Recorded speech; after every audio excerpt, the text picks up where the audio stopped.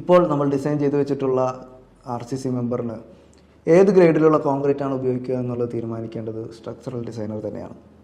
പക്ഷേ നമ്മൾ സാധാരണ ചെറിയ കൺസ്ട്രക്ഷനുകൾ, ചെറിയ വീടുകൾ ഒക്കെ ചെയ്യുമ്പോൾ നമ്മൾ അത്തരം സ്ട്രക്ചറൽ ഡിസൈനറുടെ ഒരു ഉപദേശം തേടിയില്ലെന്ന് വരും.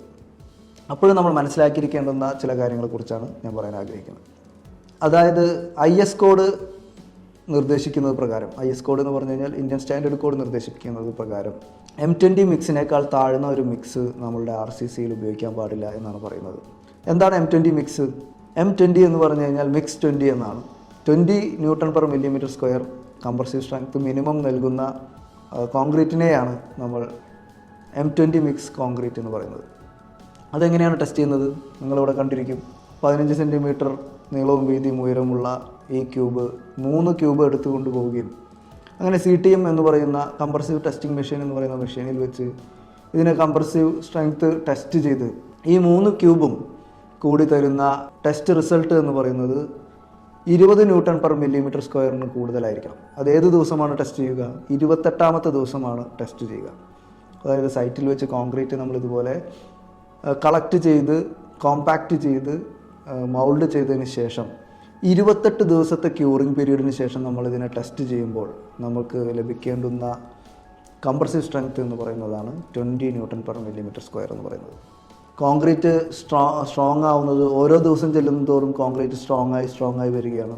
അതായത് ഒരു 3 ദിവസം കഴിയുമ്പോൾ ഒരു 40% സ്ട്രെങ്ത് അതിന് അറ്റൈൻ ചെയ്യാൻ പറ്റും. ഒരു 7 ദിവസമാകുമ്പോൾ അത് 65% മാറും. പിന്നീട് ദിവസങ്ങൾ കൂടുന്തോറും അത്ര സ്പീഡിൽ പെർസെൻറ്റേജ് കൂടില്ല, അതിൻ്റെ ഒരു ആക്കം കുറവായിരിക്കും. അങ്ങനെ 28 ദിവസമാകുമ്പോഴാണ് 95% മുതൽ 100%-നുള്ളിൽ, അല്ലെങ്കിൽ 95-നും 99-നും ഇടയിൽ ഒരു സ്ട്രെങ്ത് അറ്റൈൻ ചെയ്യുന്ന ഒരു ദിവസം എന്ന് പറയുന്നത്, അല്ലെങ്കിൽ ദിവസങ്ങൾ എന്ന് പറയുന്നത് 28ാമത്തെ ദിവസമാണ്. അതായത് 4 ആഴ്ച കോൺക്രീറ്റിന് ഏജ് ആകുമ്പോഴാണ് നമ്മൾ പറയുന്ന ഒരു സ്ട്രെങ്ത് അതിന് കിട്ടുന്നത്. അതിനുശേഷവും അത് സ്ട്രോങ് ആയിക്കൊണ്ടിരിക്കും. ഏകദേശം 1 വർഷത്തോളം എടുത്താലാണ് അതിൻ്റെ ഒരു 100% സ്ട്രെങ്ത് അറ്റൈൻ ചെയ്യുന്നത് എന്ന് നമ്മൾ പഠിച്ചിട്ടുണ്ട്.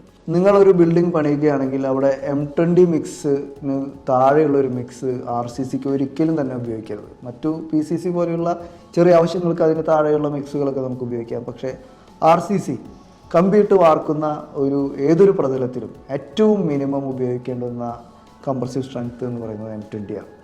പിന്നീട് അതിന് മുകളിലുള്ളതൊക്കെയാണ് നമ്മൾ ഓരോ മെമ്പറിനും അനുസരിച്ച്, ചിലപ്പോൾ ബ്രിഡ്ജ് ഡിസൈൻ ചെയ്യുകയാണെങ്കിൽ, അല്ലെങ്കിൽ ഒരു ഡാം ഡിസൈൻ ചെയ്യുകയാണ്, അല്ലെങ്കിൽ ഒരു ടാങ്ക്, വാട്ടർ ടാങ്ക് ഡിസൈൻ ചെയ്യുകയാണെങ്കിൽ അതിൻ്റെയൊക്കെ മിക്സുകൾ ഇതുപോലെ M25, M35 എന്നൊക്കെ പറഞ്ഞ് സ്ട്രക്ചറൽ ഡിസൈനേഴ്സ് നമുക്ക് പറഞ്ഞു തരുന്ന മിക്സ് തന്നെ അതിന് വേണ്ടി പ്രധാനമായിട്ട് ഉപയോഗിക്കുക.